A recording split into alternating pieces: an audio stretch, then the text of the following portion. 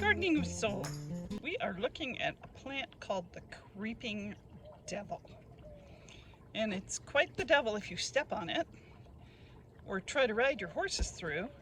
It comes to us from Baja, and basically this is what it does. It creeps along the ground, and every so often it sends a little head up, and then it creeps along the ground some more.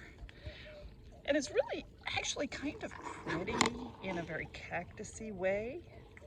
I have discovered that here in Tucson, it's really happiest with a little bit of shade.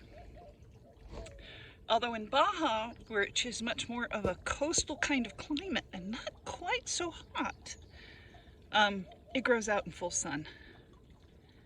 The creeping devil, I'm gonna have to get together a post about this interesting cactus.